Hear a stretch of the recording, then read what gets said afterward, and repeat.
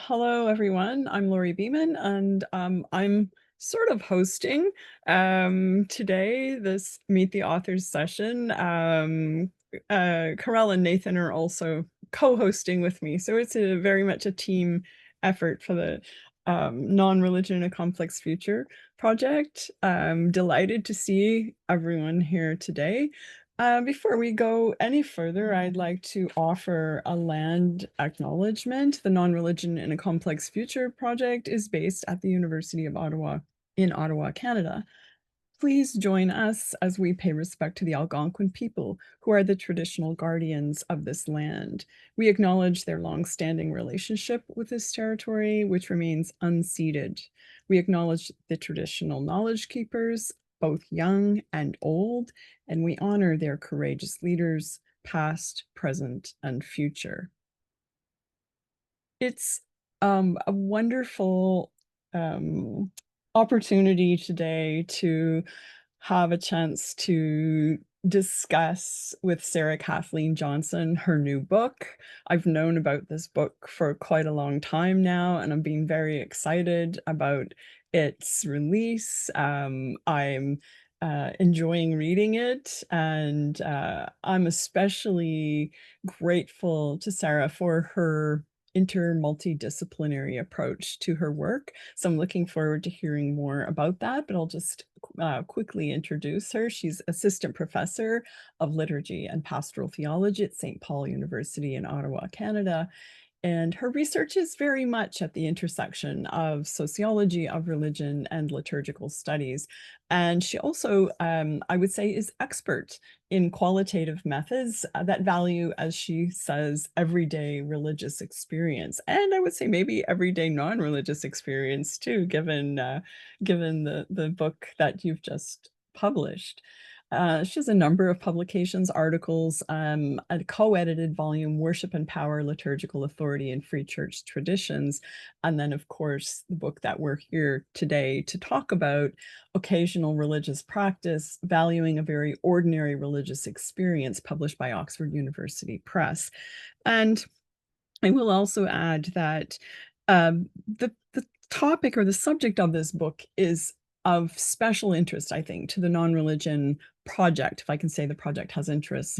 And it's that messy in-between space of between religion and non-religion or non-practice that is a very much of interest to us, and that we don't really have the language or conceptual tools to describe. And as Sarah says in the book, you know, this is a very much under-researched area. So again, I'm really grateful for this work and this opportunity to have conversation with you today. So over to you, Sarah. Well, thank you for the invitation to be here today. I have been following the Non-Religion in a Complex Future project for years with admiration and see many connections between the project and my own research on the roles of Christian ritual practices in increasingly non-religious and religiously diverse contexts, including commitments to exploring the diversity of ways that people relate to religion and non-religion in Canada today, and to mapping conflicts and collaborations between religious and non-religious social actors. So it's an honor to contribute to this project through a brief introduction to my recent book, Occasional Religious Practice, Valuing a Very Ordinary Religious Experience, published by Oxford University Press last June. The book is available through most major academic libraries as part of the Oxford Academic eBook database. You can access it online through the University of Ottawa Library Catalog. You could also purchase a copy using this 30% off discount code. So Occasional Religious Practice is an interdisciplinary book in 3 parts. The first part introduces the concept of occasional religious practice, primarily engaging with sociology of religion. The second part explores occasional religious practice as selective participation in ritual systems and is situated in the discipline of religious studies and specifically ritual studies. The third part makes a case for doing theology with occasional practitioners and explores the lived theologies of occasional practitioners in dialogue with theological literature. So my main focus today is part 1, although I will touch briefly on part 2 and even more briefly on part 3. I aim to highlight connections to non-religion throughout. To begin, a story. Catherine has a Roman Catholic and Orthodox background, yet has never attended religious services routinely and now identifies as agnostic. Cameron has a Roman Catholic and Anglican background and was raised in the Anglican tradition. When Catherine and Cameron's first child is born, they initially pursue Catholic baptism. However, the parishes Catherine contacts require godparents to participate in baptismal preparation in person, which is not possible for Catherine's brother who lives in China. Catherine next inquires about baptism at a local Anglican parish, and much to my surprise, reports that they only baptize older children, which is not an acceptable option for her Orthodox extended family, who are anxious for the child to be baptized as soon as possible, just in case. Catherine and Cameron persist and reach out to a historic Anglican parish at a distance from their home, where Cameron's cousins had their children baptized and where his family has a cemetery plot. They receive a generous welcome and the flexibility they require for Catherine's brother to participate. The baptism of their first child in this parish establishes a pattern they follow for their next 2 children. Although they attend only on the occasion of the baptisms, Catherine and Cameron appreciate the warmth of the clergy, the liturgical space, and the music, and what they consider to be a positive and celebratory mood. Cameron's mother, who has practiced routinely in both the Roman Catholic and Anglican traditions at different times in her life, is relieved that her grandchildren are baptized at all. Her husband is Hindu and is happy to be present to support his family on these occasions. Although this baptism took place in a particular parish, participant observation, interviews with clergy, diocesan statistics, and common knowledge suggest it represents patterns present in many Anglican parishes in Toronto. Quantitative data indicates these patterns are widespread in Canada. International comparison points to parallels in Europe, the United States, and Australia. What I am calling occasional religious practice, a way of relating to religion that is defined by participation in religious practices occasionally rather than routinely, and usually in connection with certain types of occasions, may be the dominant way people relate to Christianity in Canada and beyond in the 21st century. Understanding occasional religious practice is part of understanding the nature and role of religion in a North American religious landscape characterized by declining participation in religious institutions, increasing uncertainty about matters of faith, and a growing proportion of the population who identify as non-religious. I introduce and develop the concept of occasional religious practice, drawing on 3 years of ethnographic research. This is interdisciplinary research at the intersection of sociology of religion and liturgical studies. I conducted fieldwork in the Anglican tradition in Toronto, including 61 interviews. I also observed more than 80 Anglican liturgies in a diversity of communities. I am very grateful to the clergy and participants who supported this research. Their stories are the foundation of a robust and nuanced concept of occasional religious practice. Occasional religious practice is defined in contrast to routine religious practice. There are also those who are more intensive in their practice, and there is the possibility of never participating in religious practices. These are relative categories that are defined contextually and may change over time. 4 types of occasions are associated with occasional religious practice. Holidays are important to occasional practitioners. Christmas and Easter are mentioned with remarkable consistency in interviews. Life transitions are also central for many occasional practitioners, including birth, marriage, and death. Times of personal or communal crisis are an occasion for religious practice. Crisis may intersect with life transition. It may also involve natural or human-caused disasters, medical diagnoses or accidents, or more subtle struggles. Finally, incidental circumstances such as attending evensong as a tourist or providing transportation to an aging parent may be occasions for religious practice. Participation in corporate worship is the most obvious form of occasional religious practice and is the focus of this study. However, participation in any recognizably religious practice would qualify. The concept of occasional religious practice is anchored in definitions of religion that prioritize practice, such as the theories proposed by Martin Riesbrodt and Christian Smith. Religion in this context is not about affiliation, belief, or function. It is about observable participation in a meaningful system of concrete, institutionally or culturally prescribed practices. Occasional practitioners can be considered occasionally religious, regardless of their affiliation, their beliefs, their reasons for practicing, or their attitudes or experiences while practicing. And they are extremely diverse in all of these ways. Participants in this research describe their religious identities in many different ways. All of them were present for Anglican baptisms or funerals, among other occasions for Christian worship. Of course, some participants in Anglican practices do identify as Anglican, whether because of past or present belief or practice, or cultural heritage or family background, or personal choice. Many participants claim Anglican identity apart from routine practice. Some participants in Anglican practices affiliate with other expressions of Christianity, such as Roman Catholicism, and understand their religious identities in a similar range of ways. Some participants identify simply as Christian. Conservative Protestants may identify as Christian as a theological statement. More often, Christian is either a primary category of identification among racialized Canadians or a default category among white Canadians. Occasional participants in Christian practices may identify with non-Christian religious traditions.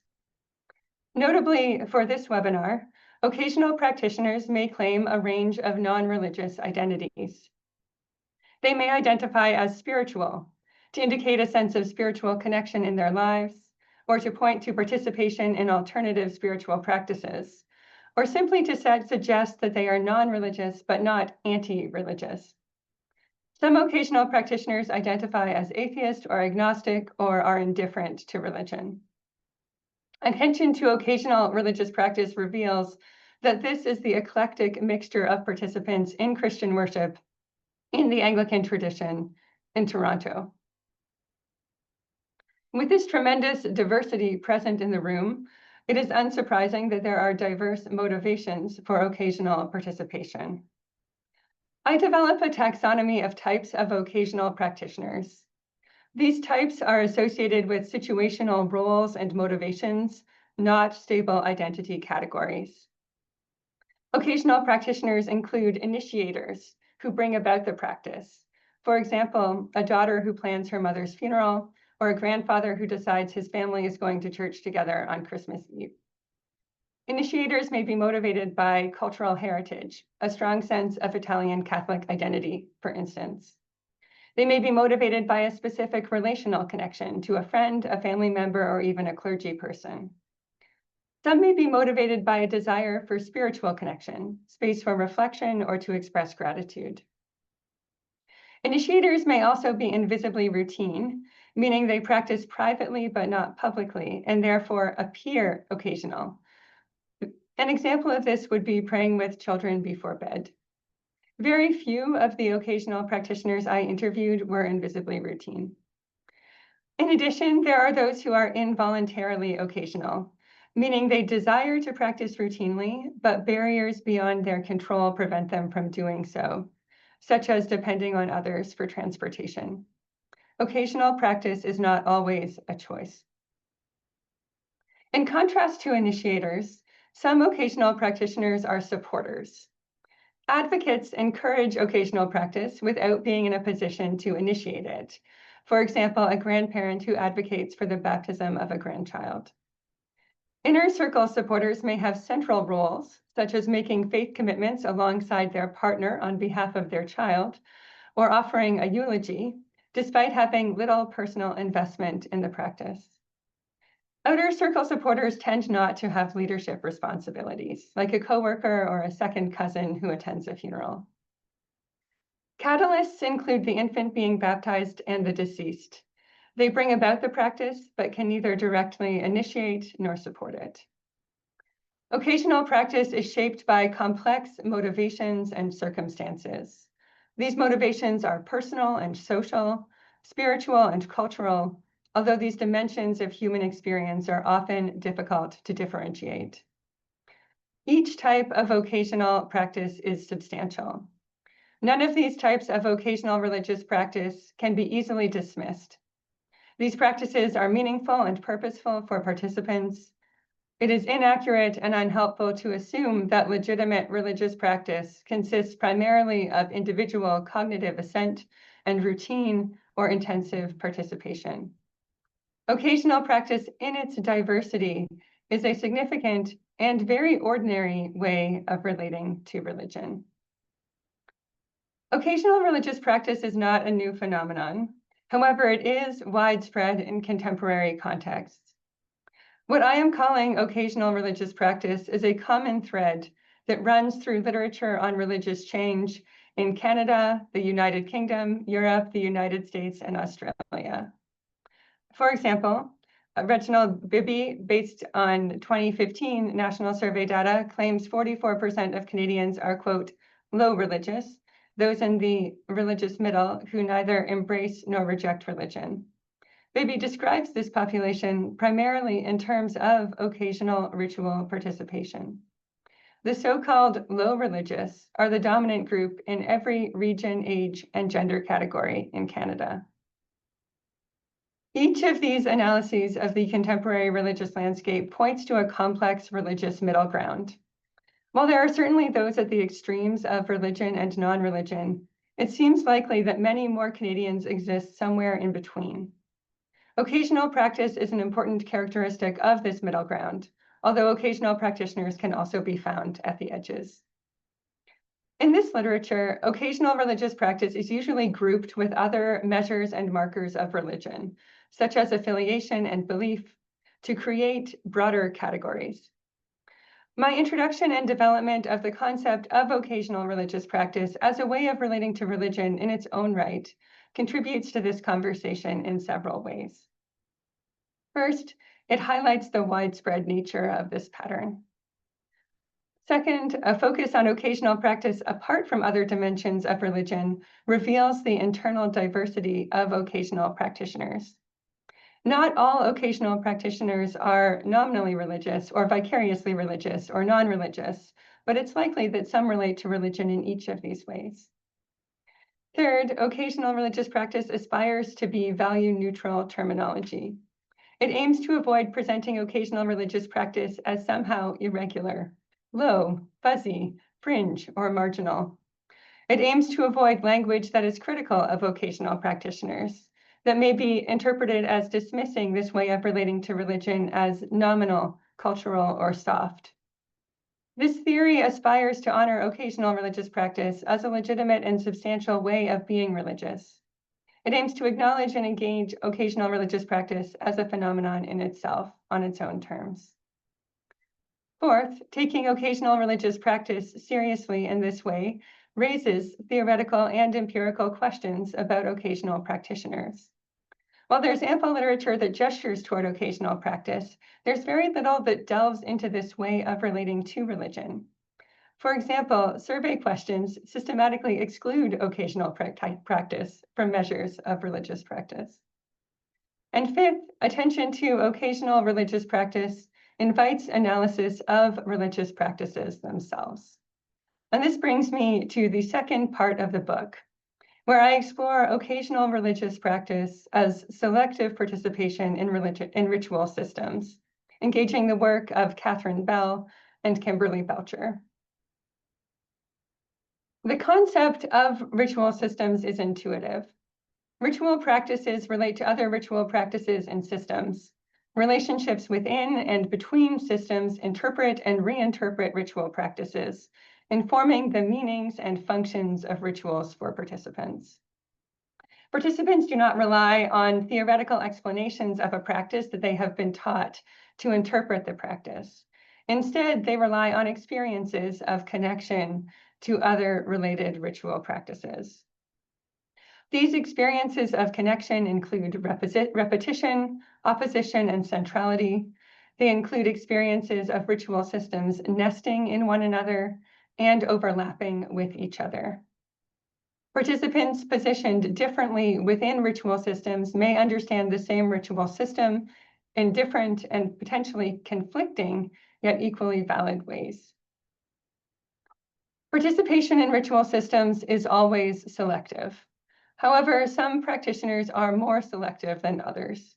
So another way to define occasional religious practice is as selective participation in a ritual system that some practice routinely. Occasional practitioners select practices in ways that are highly situational and often strategic, while also being motivated by deeply held internal cultural models. Occasional practice is therefore both a coherent, reasonable, purposive expression of foundational commitments and a strategic and flexible response to a specific situation. The story I shared at the outset is a good example of both of these dynamics. The agnostic mother is deeply committed to the baptism taking place, yet exactly how this happens is very flexible, including the congregation, the geographic location, and even the Christian tradition. Tensions may arise among those who select a different subset of practices. So one example of this is religious and non-religious God-parenting. Clergy often describe being a godparent at a baptism as a religious role. I expect that they have a Christian faith they can articulate, so they can help raise a child in the life of faith. In contrast, occasional practitioners usually describe godparenting as a family role. I don't think I've ever approached this as a religious duty at all. I see it more as just being that extra parent. This tension points to a pervasive dynamic in contemporary contexts of overlapping ritual systems. It is normal for a society to have multiple ritual systems and for individuals and groups to participate in multiple systems. Overlapping systems are sometimes in tension and sometimes in harmony. In many cases, ritual practitioners exist comfortably in overlapping systems, even in instances of perceived conflict. Conflict among systems is often the perception of ritual experts and scholars, not ordinary practitioners. This is certainly the case for non-religious godparents, who are very capable of reinterpreting the precise Christian language of the rite to align with commitments they feel able to make. They find ways to inhabit two ritual systems simultaneously, even when these systems appear to conflict. Using ritual systems theory to explore occasional religious practice has several implications, although I've not fully explored them today. First, ritual systems provide a way to understand why occasional practitioners continue to select certain Christian rituals. Second, ritual systems offer a way to explore what Christian rituals are meaning and doing for occasional practitioners, especially as they are interpreted in relationship with multiple overlapping ritual systems. Third, ritual systems provide a way to theorize how occasional practice both does and does not change rituals themselves. And fourth, ritual systems establish a framework for how people positioned differently within ritual systems and in different overlapping ritual systems can learn in dialogue with one another. Which brings me to the third part of the book. So in addition to a social scientific approach, I make a theological argument for why it is possible and necessary to attend to the experience of occasional practitioners when doing liturgical theology today. My focus throughout the book is not on changing the way people relate to religion, but on the mutual learning that can occur among people who relate to religion in different ways. To this end, I analyzed the qualitative data for themes that are central to the liturgical experience of the occasional practitioners in this research. These themes are not intended to represent the experience of occasional practitioners beyond the immediate context of this case. They are, however, deep currents that flow through the data. While theologians might encounter this as lived theology, religious studies scholars may appreciate it as lived religion. Themes include the importance of material more than linguistic content. Liturgical space, clothing, and objects are valued above spoken words. Emotional experience is more significant than conceptual content. This may include overall mood as well as meaningful moments. And in addition, liturgy is approached as corporate and relational, more than individual and personal. These three themes challenge a modern individual Protestant bias toward considering personal belief in verbalized concepts the measure of authentic or even permissible practice. In addition, I consider how occasional practitioners address themes that are central for ritual experts, such as clergy, including God, tradition, and ethics. Many occasional practitioners with a broad range of religious identities affirm that there is something more, and that this something more is invested in their well-being. Many occasional practitioners also have a positive sense of tradition, connected to history, continuity, and stability. And they desire to be good people, to remember their loved ones as good people, and to raise their children as good people. They see the teachings of Jesus and occasional religious participation as one resource for this. So the book argues that it is crucial to attend to occasional religious practice to understand the contemporary religious landscape, how rituals function and evolve in contemporary contexts, and the benefits of doing liturgical theology and dialogue with participants who relate to religion in a diversity of ways. It is a call to value and learn from the very ordinary religious experience of occasional religious practice. Thank you for being here today. I'm really eager to learn from your comments and questions as well. Thank you so much.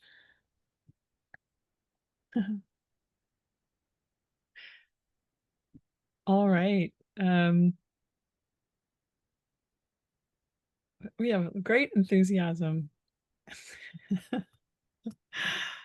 Okay, who has a question?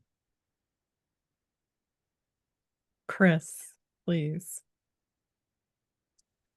Yeah, hi. Thanks so much for sharing the book. You mentioned that it's kind of at the intersection between sociology and sort of liturgical studies. With that in mind, I'm curious about the traditional religious practitioners. And again, thinking kind of like from a liturgical perspective, is this, or from a theological perspective, is it good that we're getting them in this way and then they'll learn and see the light, so to speak, or are they not as concerned with that and they're open to religious practice being occasional? And then sociologically, I guess thinking about like the survival of a church, if these are the people who are coming in over the course of the year, like is there a recognition of that, of these are the kinds of life events and things that you will need to do to kind of stay afloat, so to speak? And then is that a good feeling? Is that a complicated feeling? Just any comments that you have kind of thinking about that tension? Yeah, thanks so much for this question. I think you're really getting at two really common assumptions that clergy bring to conversations about occasional religious practice. One, that this is somehow connected to questions of the survival of the church, and the other, that the goal would be for occasional practitioners to be sort of converted to routine practitioners.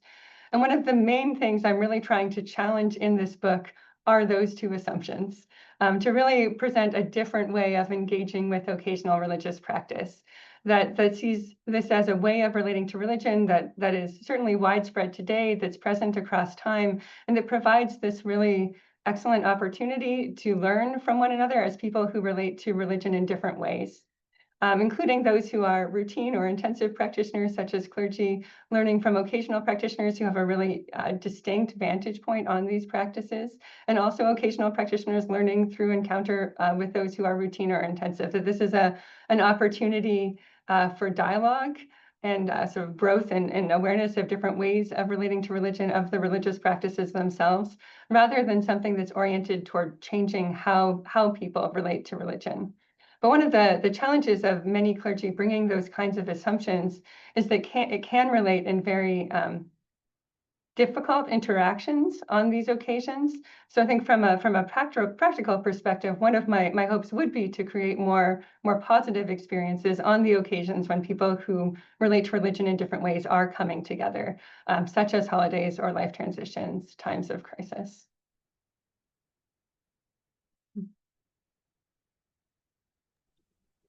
Thank you. There's a comment from James Farwell. This is a book that should be in the hands of bishops, heads of judicatories, etc., as they and their lay and clergy leaders think through what they do in a changing, diminishing demographic landscape of participation. Yes. Hello, James. Good to hear your question. Good to have a liturgist on this call as well. Hello. There's definitely interest in this from those who are involved in church leadership. I'm really grateful I've had some opportunities to speak with Anglican clergy about this, with Lutheran clergy about this. And I do think this question of changing religious landscape, of what the future looks like, is often one that comes up.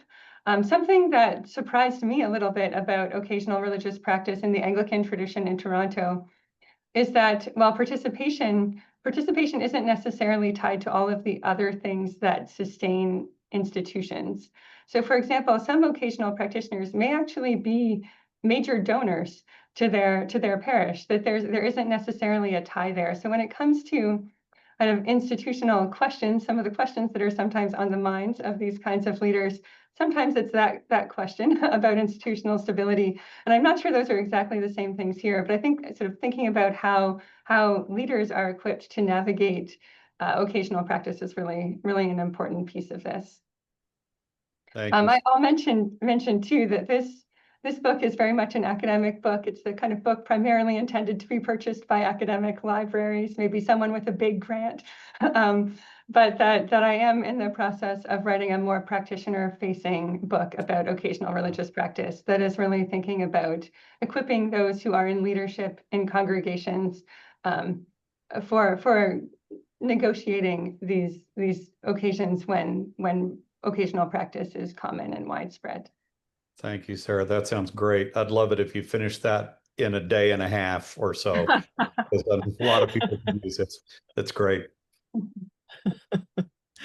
I don't see any other hands up. I'm going to slide a question in. And then, Amy, I'll go over to you next. But I am curious about the role of, and this question is motivated by our research on death and dying, and thinking about what's important to people as they're dying, and especially relationships. And so we are finding that people are emphasizing relationships with people they've loved and who have loved them during their lives. And so I'm curious about the role of, believe it or not, the role of love and relationships in what you saw in the interviews you did. And I'm also curious about the role of obligation. And that comes from the research I did with people who were doing sea turtle rescue. And one woman commented to me that she goes to church every week, but it's only because she goes with her mom. And as soon as her mom is gone, she won't go any longer. So it was very much a sense of obligation. So both love and obligation. I'm curious about how your data speaks to those two themes. Yes, yeah, those relational elements are very, very strong in my data on occasional religious practice. Certainly for those who are initiators, who are motivated by relationships that they have to seek out occasional religious practice, but especially among those who are supporters, who are really showing up for someone who they care about, and sometimes engaging in a religious practice that they really would not choose for themselves, but are there for that person. Or for that family, or because of those kinds of connections. And that does show up specifically in how the occasional practitioners in this context reflect on the significance of funerals. And it's another area where those tensions can arise between ritual systems, where for many occasional practitioners, what's so important about that funeral is that it really reflects the deceased. It reflects their relationships, their lives. It sort of carries some of their character in some way. It's very personal. Whereas for some Anglican clergy, there's an emphasis on, no, this is really about proclaiming the resurrection. This is about entering into the practices of the life of the church that can speak into this, and finding that the overlap and negotiating that overlap is one of the challenges that can arise here, is how to strike a balance that everyone participating in the ritual can appreciate. And sometimes ruling out those personal aspects can be very harmful. At the same time, often occasional practitioners are choosing Anglican practices for these deeply relational reasons as well, and because it's something that's important to the deceased or someone else in that relational network. The obligation piece, I wonder what the relationship between obligation and love is. That's probably a bigger question than I can engage here. But often it really is that sense of commitment to another person that is shaping occasional practice for those who have relational motivations. And that might change when that relationship changes, whether it is because that person is no longer alive or other shifts in that relationship. Thanks very much. Amy, over to you. Thank you so much.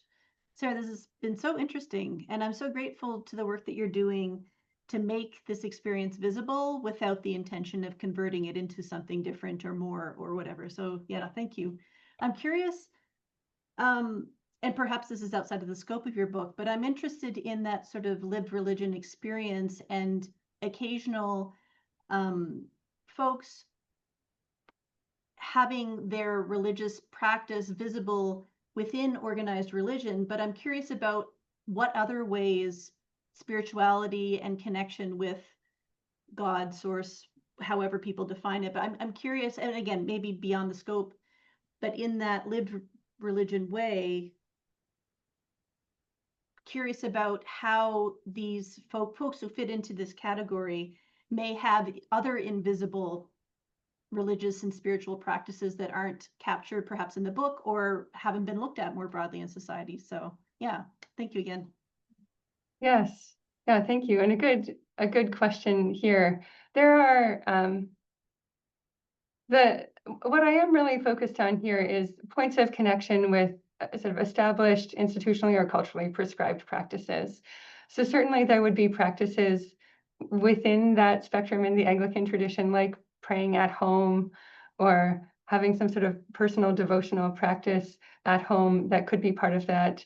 And that would be in that privately faithful category if someone's sort of invisibly routine because they're occasionally visible in the life of the community, but have this invisible routine practice. For example, those who identify as spiritual in this, some of them do identify as spiritual because they participate in other spiritual practices, ranging from sort of more alternative spiritual practices to different forms of contemplation or prayer. So there is that's present here, but I'd say my main focus is not the kind of diffuse spirituality. I definitely turn to something like Sacred Stories, Spiritual Tribes by Nancy Emmerman for that, which is looking at another incredibly important phenomenon, but it's not quite the same thing as what I'm looking at here in terms of when there is that point of connection with something that's more institutionally or culturally prescribed. Thank you. Sophie, I'll come over to you in just a second. I just wanted to point out a comment in the chat. Marie-Josée Poiré, thank you. Hello, Sarah. Thank you for your presentation.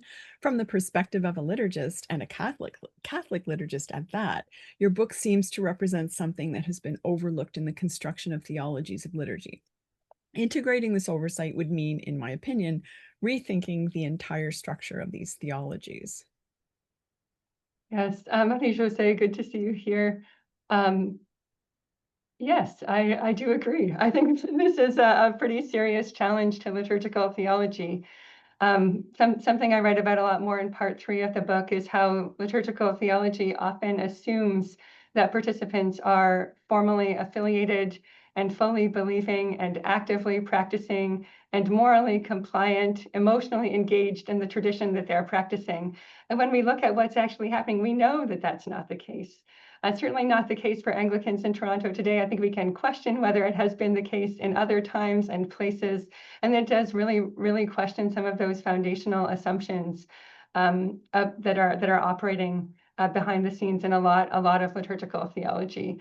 So I think I hope one of the gifts that this kind of interdisciplinary approach can bring, a gift that qualitative research can bring, is asking, are these theologies able to map onto our lived theological and lived religious realities today? Thank you. Sophia, over to you.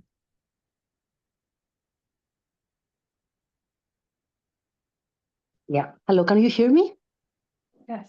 Yes. Yes. Okay. So first of all, thank you so much for the presentation. I find it fascinating. I'm also very happy to see other theologians around. I'm usually the only theologian around non-religion related sort of events, so that's refreshing. I have two short questions. The first has to do with the theological reception of your work, whether you have discussed it with colleagues from within theology and religious studies, but mostly within theology.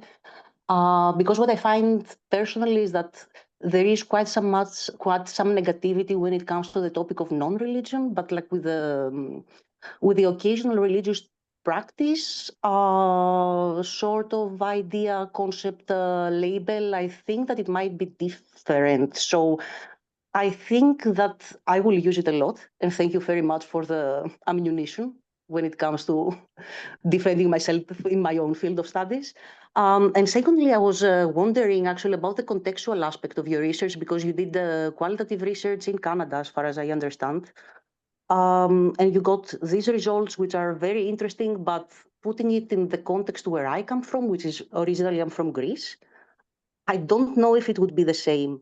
So I get the relational aspect that it was strong, but also like I'm thinking of the social, the societal, the national sort of context, the connection between national identity and religion, or for example, the presence of the church within society. And that can be a sort of pressure factor for even like purely non-religious people to attend these practices or get married in church or things like that. So I was just wondering whether you have given more thought about the contextual aspects, whether that's like very particular to the Canadian situation.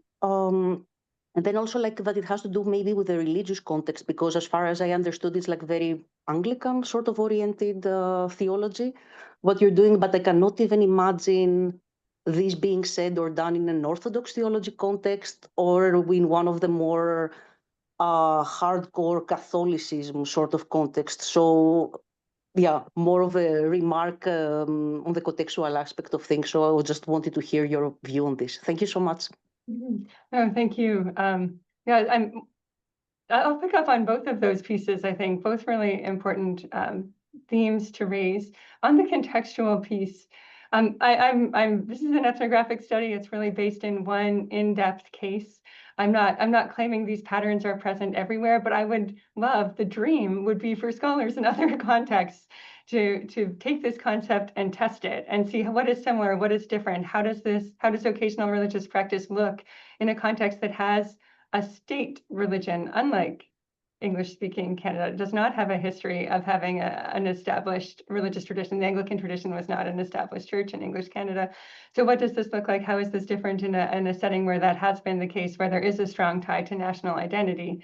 That being said, even in this research, those ties do show up, especially with those who would have a strong sense of identity in an ethnocultural tradition that is motivating their participation, maybe in the Anglican tradition, or maybe to seek baptism in general, as was the case in the story that I shared. And then the Anglican tradition was a space where that could happen, even if maybe Italian Catholic identity was motivating the baptism in the first place, or Greek Orthodox identity was part of motivating the baptism. But for whatever reason, that's explored more in part 2, families might end up in the Anglican Church for that occasion. So thinking about that kind of movement between traditions, even if that deeper sort of cultural, ethnocultural, national sense is part of what's operating in the background.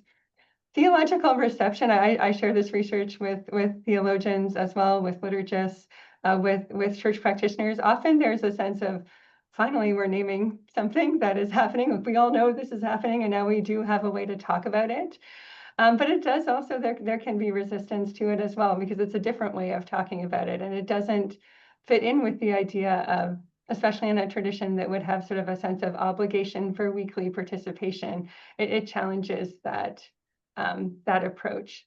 So I think as in with many works, it's challenging, and the reception is mixed. But I think it's starting. I hope it's starting a conversation that takes occasional religious practice seriously. Thank you. Thank you. And I'll go to you and then over to Abby's comment and question in the chat. Thank you so much, Sarah. I have two quick questions. First is, is your data speaking to any thing like that, where people are, even for occasional times, people are going to church because they want to maintain their social status, or any kind of, they don't want to lose that social crowd, their friends, or their any acquaintances they had in their church? So is there any references in your data where people want to go to church just to maintain that kind of socialization that they had earlier at some point? Also, was there any reference about COVID? Because during COVID, a lot of people were actually everyone almost was occasionally going to churches and not regularly going. So was there any kind of references in your data about these? Yes. Yes, both good questions. In terms of maintaining social status, I think I'd put that in that relational motivation category, and that emphasis on pursuing or initiating occasional practice for the sake of maintaining relationships, or being there to support other people in relational networks, and how crucial it can be to show up for friends or for family on those kinds of occasions. The impact of COVID. So what I was in the field doing field work when COVID shut everything down in the spring of 2020, and had to determine how to respond to that. The choice that I ended up making was deciding that although I did not have quite as much data as I had planned on, I had enough to really support the argument, and that if I had returned to the field after the pandemic, or if I'd really focused the research on what was happening after that moment when churches closed in 2020, it really would have been a project about COVID, about the pandemic, in a way that wouldn't serve the larger goal of thinking about how these patterns are present across contexts, or drawing on this deep look at this context to raise the question of how this might be present elsewhere. So I don't end up focusing on COVID in this book, although it is something that happened right at the end of my fieldwork. So a few interviews were online. Some of my participant observation through that time was of online liturgies, and routine practice was possible in a digital environment. So that's also another way people may be invisibly routine, is if they are practicing in digital space, but that's not visible in a physical gathering. Thank you. Over to Abby's comment. Thank you. So interesting. I also found in my book on baby boomers that such occasional practice was, as you found, important and deeply relational. I appreciate that you don't dismiss it. Have you come across the trend, certainly here in the UK and US, to equate Christianity with nationalism and also toxic forms of masculinity that sometimes leads to occasional religious practice? Mm-hmm, mm-hmm. Thank you for this question, Abby, and thank you for all of your work on related themes. It's certainly operating in the background of my thinking throughout this project. So very, very grateful for your scholarship in this area and related questions. Christian nationalism does not show up in a strong way in my research in the Anglican tradition in Toronto. Maybe that would be different 5 years later. I don't know. But it does show up in some of the other studies. I think especially of the Pew kind of new typology with the God and country believers that tend to be characterized by occasional participation in religious practices as a significant group in the United States. The kinds of transformations we might be seeing now around masculinity, maybe that is tied to occasional practice or more routine practice. I'm not sure. It would be a good question to ask about how occasional practice intersects with Christian nationalism or other sort of motivations for participation. You'll have raised a whole field of questions, Sarah, I think, with this work. Carrie Martins writes, as a minister in the United Church of Canada, I value how this book can help me shift my understanding of occasional practitioners and the way I shape liturgy and relate to this group in my role. We're often so dismissive and negative about occasional practice. I also carry the weight that some of our churches won't be around a lot longer to offer these occasional opportunities as our churches decline and close because we have so few routine practitioners. So I live in the tension. Yes, thanks for that reflection, Carrie. Like it names a feeling many religious leaders have in response to this research of both having some new ways to approach occasional practice. A couple of things I often mention are setting aside assumptions about occasional practitioners, recognizing the diversity of this group, approaching occasional practitioners with kind of the idea that they may be in crisis. Maybe that's very obvious in the case of a funeral, and often there's a lot of compassionate response there, but crisis may also be present around a baptism or a wedding or even a holiday. And then to approach this as an opportunity for dialogue and for mutual learning. So just thinking about what it looks like to sort of take some practical steps to how this can shape, sort of rethinking occasional practice can change the approach to ministry with occasional practitioners. And then I do think the question of what this looks like in the future is a big one, and is related to many of the questions that this project is asking about the transformation of the religious landscape in Canada and beyond. James just echoed and said, well said, as a professor, but also Episcopal priest with years of parish practice, I feel the same tension. Chris, question. Yeah, this is possibly sort of a secondary issue to the main focus, but something I was thinking throughout your presentation is kind of the role of children in occasional practice. You talked about like the role of godparents, but also thinking about the occasions where people are going to church. Holidays is often like you take the family to church, and a lot of those life transitions are the baptisms and things like that. And even the funeral is, well, your kids will hopefully organize your funeral for you. Otherwise, who knows what happens. So thinking about, were there any kind of childless people in your sample? Yes, yeah. And what do you kind of like looking forward with not only the religious? No, go ahead.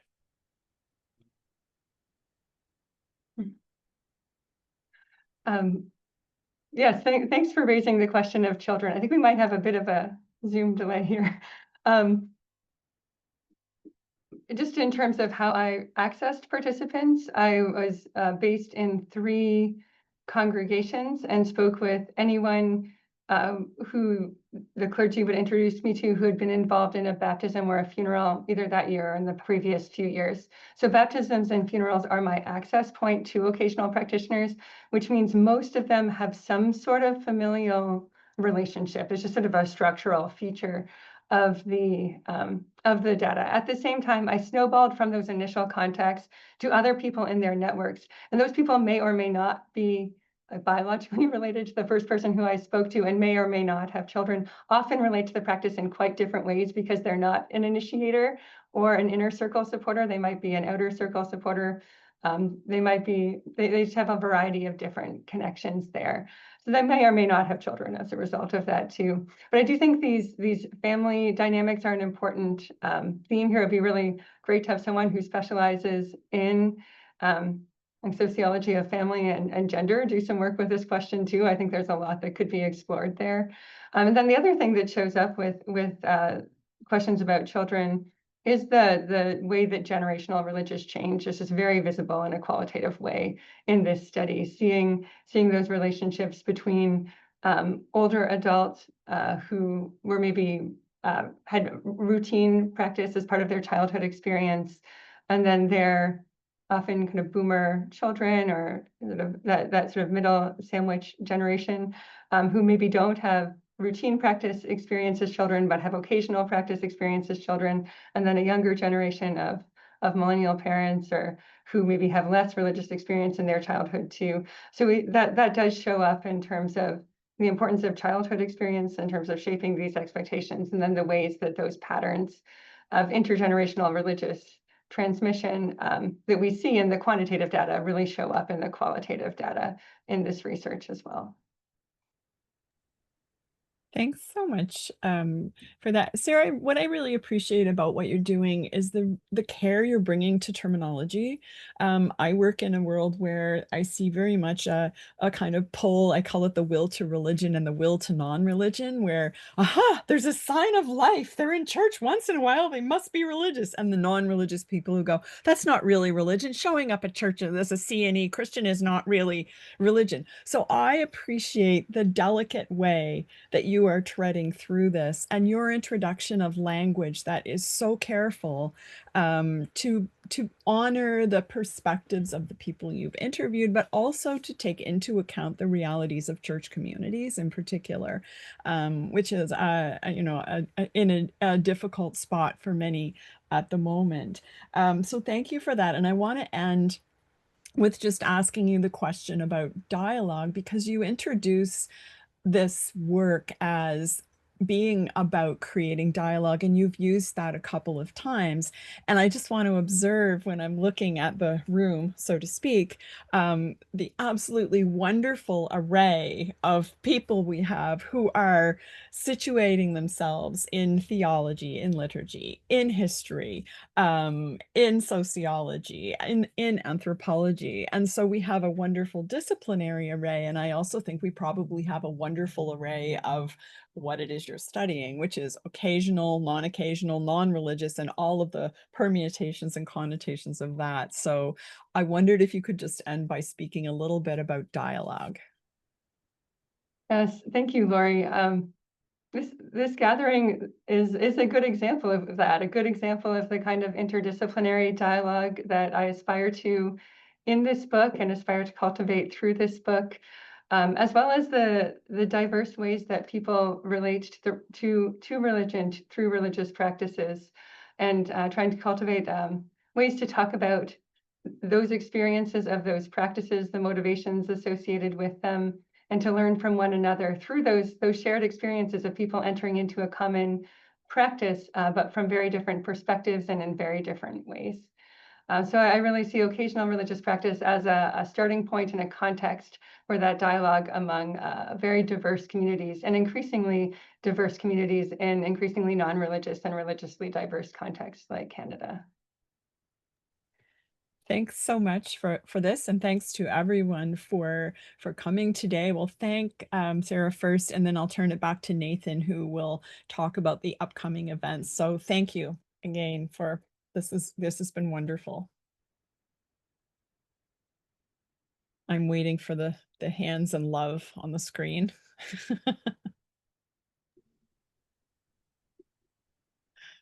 All right, Nathan, over to you.